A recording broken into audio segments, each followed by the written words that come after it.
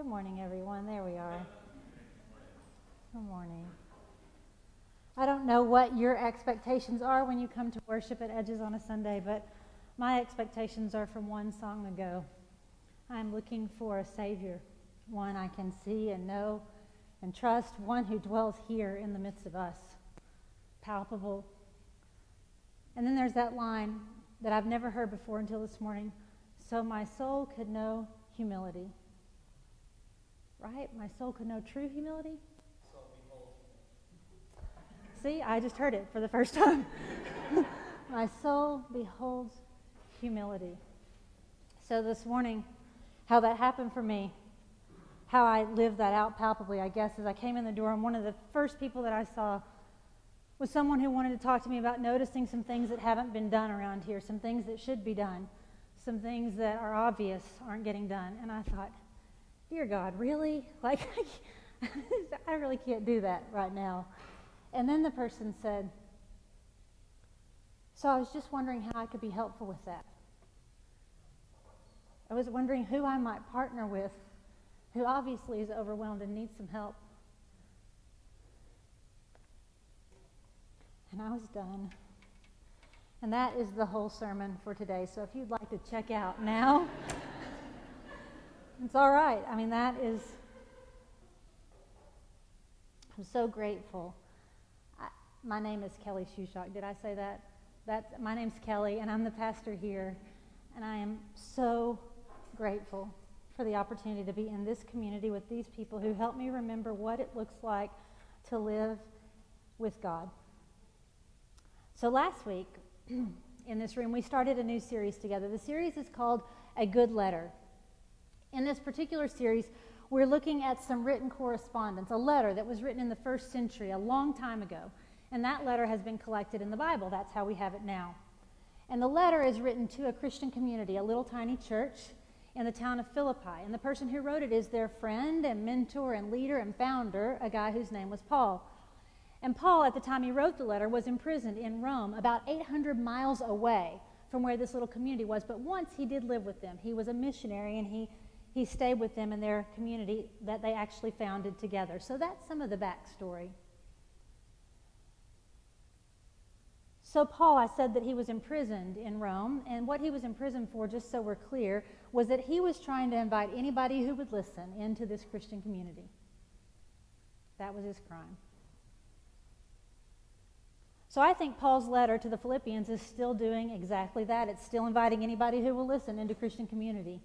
And it's doing a pretty good job of telling us what that will look like, what it will mean to live with Jesus at the center of everything. How cool that we get to have it. So last week, in the portion of the letter that we studied together, you may remember how there was a very low point. And it was Paul's being incarcerated unfairly. And at that moment, we're able to read and see in this letter that Paul was not consumed with despair or worry or even anger. Instead, Paul was consumed with gratefulness. We talked about how in the world that's possible. I would say that Paul showed us how different our lives could look if we choose to practice gratefulness every place where joy has left the room. Paul's idea from last week was how different our lives could be if we choose to practice gratefulness every place joy has left the room. So what I'm wondering is, did anybody test out that hypothesis this past week? Was anybody here last week and you thought, wow, that seems crazy. I think I'll try it. Because I don't know what good it is. I don't know how many sound bites you can hear before finally you practice one. You test it out, see if it has any value. And if so, if you do practice it, then can you tell what happened yet? Because that's a good reason to come back, so you have a space to reflect and say, did any of that change anything? That's what I hope we do week to week here as a community. I know it seems like a strange juxtaposition, right? That gratefulness can be a medicine for joy depletion. That gratefulness can be the medicine you take for joy depletion. Does it really work? Well, this week we have an equally surprising offering, equally surprising advice about what brings joy. To understand how also weird is this week's recommendation, We need to go back again. Like I talked about last week, we need to go back to those commentaries or those study Bibles that help us have a little bit of context, a little bit of historical information. So I don't want to bring this up too early in the story, but Paul, like some of us, myself included, is a guy who has a past, not a little one, a big past. So Paul now, when he writes this letter, he is a traveling missionary. He's somebody who goes around inviting people into Christian community. But that wasn't always so. Once, Paul was a public leader, and he had unparalleled power. He was in a very high position. Along with that came a certain ego. Paul lived at the top of the food chain. And though this might be hard for us to conceive nowadays, Paul's former position was a religious one. You could get to the top of the food chain religiously. And that's where Paul was. But this position that Paul had, it was, I'll use the word protected. It's probably a bit more like sanctioned. That position was protected or sanctioned by the Roman government. It was kind of a you scratch my back, I'll scratch yours church-state relationship at the time. But Paul's special focus was to keep the religion pure. And the way to do this was to root out and to torture people who were perceived to be a threat to that religious power. So that was Paul's job. Specifically, Paul was looking at this little splinter group that had popped up. And this group was following in the way of this one called Jesus, who some believed to be true God in human form. And at this time, Jesus had already been executed by Rome, a very public execution. But this little group's testimony was that Jesus had come back to life and had appeared to many people, so they knew it was true. And so even after his death, on the basis of that story, his followers were still growing. So one day, in the middle of an ordinary commute to this work of rooting out and torturing Jesus people, Paul was on his way to do that again. Paul has an unsolicited, undeniable experience where God actually broke into his atmosphere. And Paul hears the question, why are you persecuting me? Why are you persecuting me? Now, this is a brilliant question. It's literally the kind of question only God could ask. First of all, it comes out of thin air.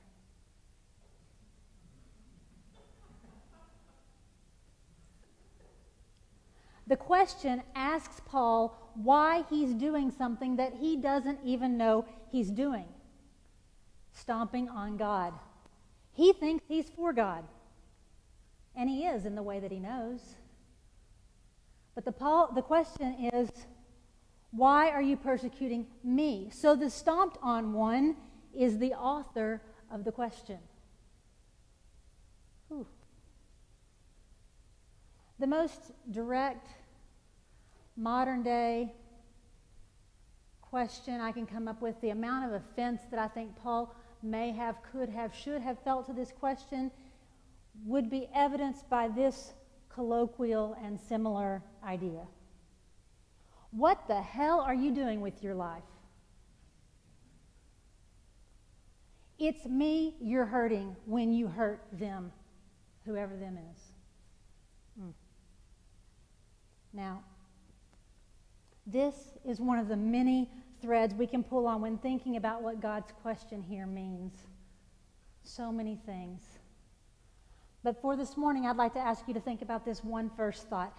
Anytime anyone is hurting anyone, we can be sure that God is breaking into the atmosphere saying, what the hell are you doing? It's me you're hurting when you hurt them. Anyway, the experience totally undoes Paul. You can read the whole story in Acts chapter 9. That's in a different book than we're studying together here. So Paul recognizes that everything about his life has nothing to do with really living. That's the kind of question that can do that to a guy. Have you ever had one of those just crisis moments where everything changes and you see everything differently? This is that moment for Paul. He realizes that everything that he's been doing has nothing to do with how he's really living, and he walks away from it. He begins the slow walk away from who he once was and toward who he will become. Do you know how much courage?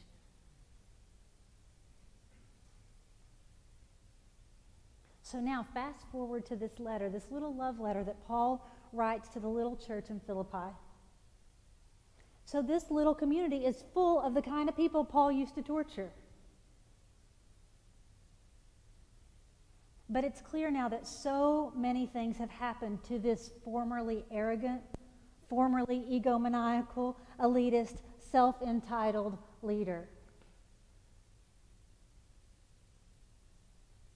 Have any of us ever formerly been any of those things?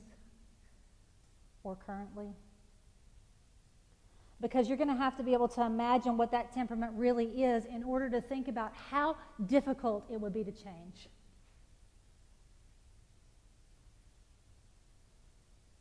How hard that particular temperament is to change.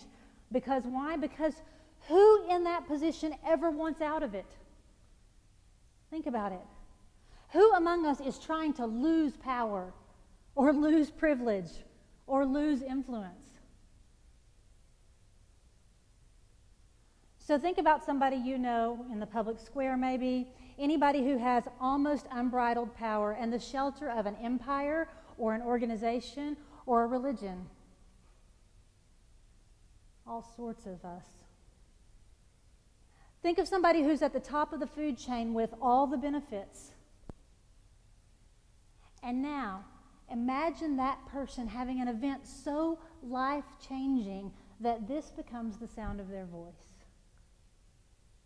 Chapter 2, verse 1. Therefore, if there is any encouragement in Christ, any comfort in love, any sharing in the Spirit, any sympathy, complete my joy by thinking the same way, having the same love, being united and agreeing with each other. So Paul says to them, what Christ made available to you, what you found from Christ, sympathy, joy, encouragement, compassion, those things that Jesus made available to you, community with God, you should also live into this with each other. So Paul brings that joy idea back again here, telling them that just watching somebody live this way completes joy. Just watching somebody live like this completes joy. Paul says when people live like this, the effect of joy runs at an all-time high. So he tells them, focus on encouragement, on comfort, on love, on sharing, on sympathy. So this is the new motivation strategy from the guy who used fear to build unity before. And who has now learned that that kind of unity will never bring joy. Forced allegiance will never bring joy. There are lots of ways to build unity, but the kind of unity that Christ makes available is the only one that brings real joy. So how do you get this kind of joy? Well, Paul knows this is going to take a full-on remodel of their insides because it took a full-on remodel of his insides. Oh, he's speaking from experience. He knows they're going to have to change the shape of their outsides, their behaviors. And this, as we all know, is one of the hardest things to change. And yet, even knowing that, Paul steps all the way off the ledge. He says, if what you really want in this life is encouragement and comfort and love and community, chapter 2, verse 3, don't do anything for selfish purposes, but with humility, think of others better than yourselves. Instead of each person watching out for their own good, watch out for what is better for others. I don't think they heard that like milk. I'm pretty sure Paul knows that nobody who's really thinking about this recommendation is going to buy this. Humility is not the answer they are looking for. It's not really the answer any of us are looking for, is it? Like most of us, even in the church, these folks still had a look out for number one mentality. How do we know? Because he wouldn't tell them not to have it unless they had it. That's like me saying, y'all don't bring balloons into worship anymore. Well, you only need that advice if you're bringing balloons into worship, right?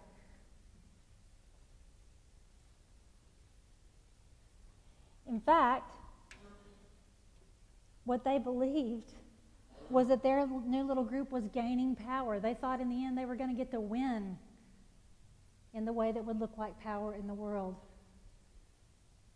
And Paul is telling them, you don't need to believe everything you think. Instead, Paul says, you have to, verse 5, adopt the attitude that is in Christ Jesus.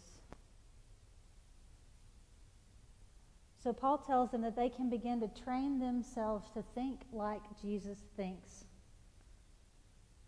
And then he reminds them that they know something about how Jesus thinks. Because these folks were only one generation removed from the real life story. The one where God showed up in their own neighborhood in the form of Jesus with skin on.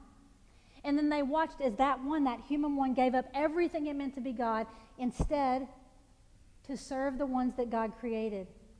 Even when saving them meant just showing them how far love will go. And so this Jesus, the one who was just with them a generation ago, let death win. And then as their story goes, he started to breathe again to prove with his own life that love is even longer than death. That's the story. And that's the story they're clinging to and holding on to. That's the Jesus they know and are trying to love. And so they have this story that choosing to give your whole life for somebody else is not the story of somebody who is self-concerned. But that's what it means to think like Jesus they know. And this is the family story that they've been telling each other. And so he tells them their family story again in verses 6 through 11. We're not going to read it today together, but you should, because those verses are what's known as the Christ hymn.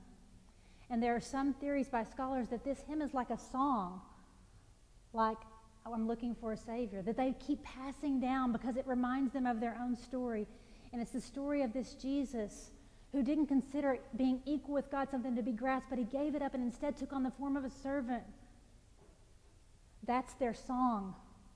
And he reminds them that they know that's true about Jesus. And then he puts a little twist on it. But wait, he says, this is our life story too. And he tells them they can find the same untouchable life if they will live with Jesus and with others at the center of their story. Now, I think they've got to be thinking one of two things at that moment. Surely they're thinking, that's impossible.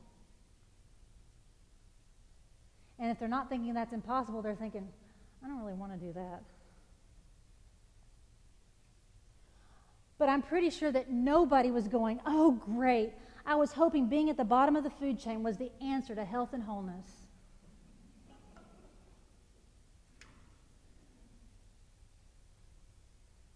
And Paul must have known that. Knowing they'd be likely to give up on the whole stupid idea, Paul then says, verse 12, wait. This is how you're going to carry out your salvation. He says, carry out your salvation with fear and with trembling. Verse 13, God is the one who enables you both to want and to actually live out his good purposes. So Paul reminds them of the why. Simon Sinek would be so proud. Did you hear it? This self-emptying life is what will rescue them. This self-emptying life is what will save them. He acknowledges this kind of living will scare the snot out of you. He doesn't claim it's going to be easy. He says you got to do it with fear and with trembling. It'll make you shaky and it'll make you uncertain, but do it anyway because it's the only thing that will really save you. Until you figure out how living in this self-emptying way will save you, you will not be saved. You won't be rescued. You won't know fullness of joy. And then almost as if for emphasis, he says in verse 13, don't worry too much about how you feel about it. That's important. Because nobody's going to feel like they want to do this. He says, God will help you believe it's not a stupid idea after all. God will help you both to want and to actually do it. That's what the text says. So just carry on. Now, I think it would have helped a little bit if Paul had fleshed out some of the practical benefits of humility. Why do I think that? Because I'm self-concerned. Do you see the irony in that? But I can't read this call to humility without thinking about how's it going to affect me? How will a focus on watching out for what is better for others, on not seeking power or prestige or position or privilege, of holding all those things truly loosely, how's that going to work out for me? Will my life be made more meaningful or useful if I experiment with the Bible's advice? That's the hypothesis across the whole series. Will our lives be made more meaningful or more useful if we experiment with this real counter-cultural advice? Well, let's dream. Here's the question for today. What do you think thinking like Jesus in this way might rescue us from? What would true humility do? Said another way, if we took this advice from those verses earlier, don't do anything for selfish purposes, but with humility, think of others as better than yourselves. Instead of each person watching out for their own good, watch out for what is better for others. If we took that advice, how might it rescue us? Now at Edges, as some of you know, we often talk in groups, and I've been told that we don't talk long enough in groups. So today I'm going to set a timer, and I just want you to know in advance so that nobody gets mad, that we're all on the same page. Today you're going to have 4 minutes to talk in your groups. That is like, to me it felt like 25 times longer than you've ever had before in first worship. But I was told it was helpful for us working out our salvation, so we're going to try it again. What I'd like for you to do is find a group. You're going to need several people because, you know, again, cumulative wisdom is a good idea in a room like this. So get 4 or 5 folks, tell each other your names, and then discuss this question as it feels natural. For some people, it doesn't feel natural to speak to people who they don't know well. That's okay. You can just listen. Discuss this question, and then we'll see what we find. I'm going to set the timer for 4 minutes, and I'll call you back. You may go.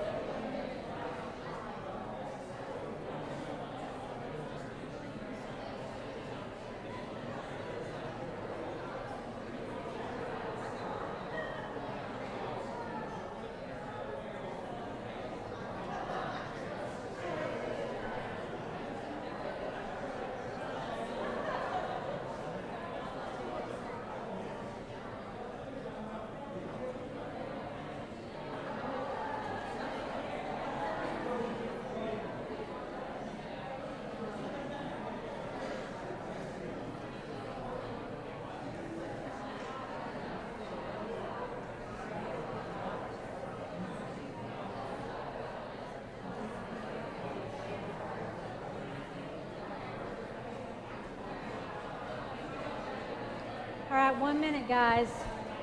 1 minute.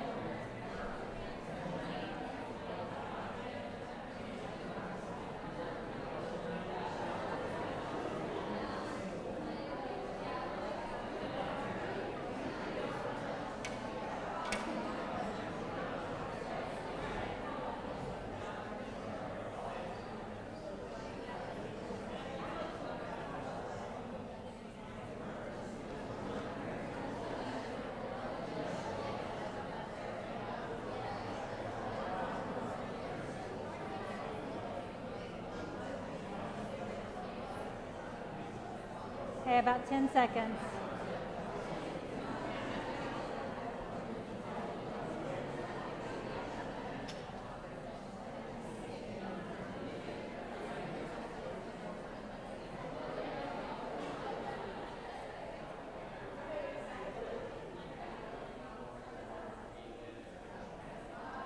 Okay. All right, guys. That's it. Here it is. Okay.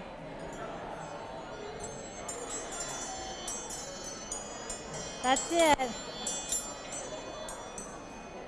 You better be careful, or next week I'm going to put the chicken quacking on. I can make it play some bad noises. Oh, it's hard to get y'all back. All right, so here was our question. The question was, what do you think? There we go. Is it on? The question, it's on. Here we are. The question is, what do you think thinking like Jesus in this way could rescue us from? Why don't we take a few minutes and shout out, not shout, just call out. If you heard someone say something, if you heard something in your group that somebody else said that you think will be valuable for everyone to think about, now's the time to say it. What do you think true humility would do? If we took this advice, how might it rescue us? From an isolating sense of self-reliance. You could get rescued from that, sure.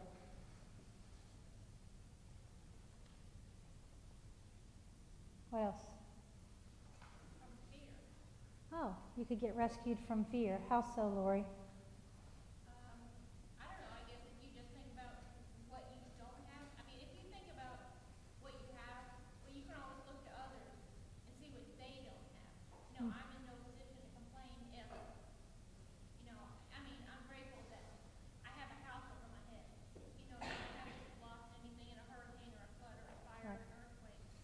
Everything like that. So it can rescue you from even irrational fear, sure. And also rational ones. Good. What else? Someone in our group said that if you do things through a point of humility, that it really helps to break down those social stigma barriers around differences and bring the community a more full, more pure, more inclusive environment. If you do things with an attitude of humility, it really can help to break down social stigma differences. Wow.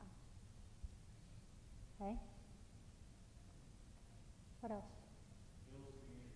It builds community. How so?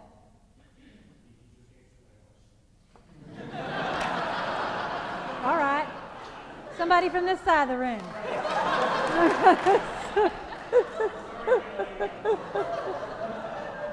No, that's all right.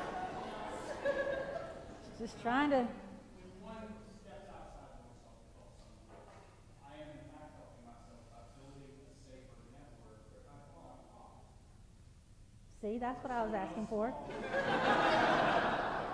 That's all. That's all I wanted, Bentley. Just that right there. If I step outside myself, I'm in fact building a network of community in which I can be caught if I fall. When I fall, right? What else?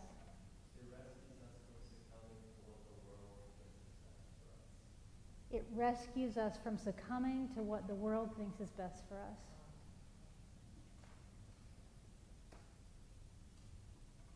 I think 4 minutes is good for y'all.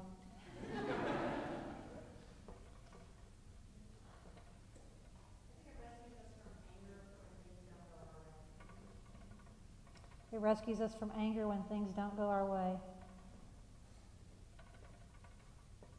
It helps us to find the real truth. Instead of thinking it's our truth or their truth, it's the real truth. It helps us to find the real truth. Instead of thinking it's our truth or their truth, it helps us to find a common truth. Born in love. Yeah.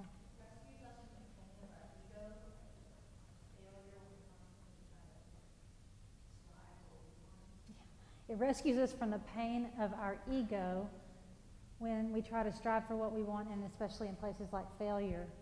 Then if you'd already have gotten rid of the ego for that, then it's hard to even come at it from that place. Sure. One more.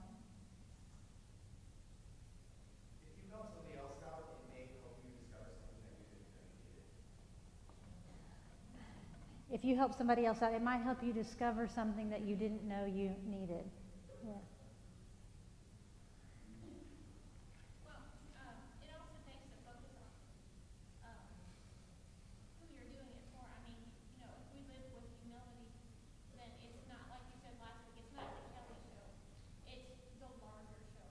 Yeah. You know, it's not just, we're not just doing it for ourselves, we're doing it for somebody else. Yeah. It takes the focus off of yourself. Reminds me of a concept about love, that there is love for self's sake and there's love for others' sake, and the highest form of love is love for God's sake, which can transport us into that place. What if humility is a perspective shifter? We had those lists of perspective shifters last week. What if humility is something that God could use to help us shift our entire perspective and thereby make possibilities open to a whole world? Could it be that humility is God's idea because it may, just some of what you said, it may take us out of an isolating sense of self-reliance. It may free us from fear. It could break down social stigmas about difference. It could keep us from anger when things don't go our way. It can help us to find a real and common truth. It can save us from the pain of our ego. A few more that I would like to add to the list. What if it rescues us from comparing ourselves to others? Is what you said. What if it rescues us from resentment? What if it rescues us from greed and from envy or from insecurity? What if you really got to live without that stuff? What if it rescued us from always having to win? Can you feel the wonder in that idea?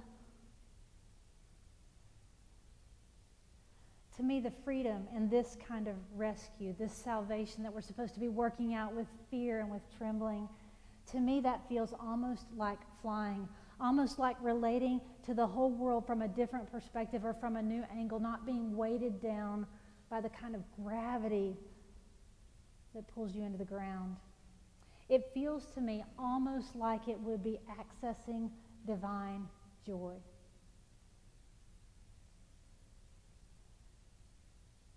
What if that's what it meant? It's what I imagine it really is like when we can learn to think like Jesus. Does anybody in the room need this kind of freedom?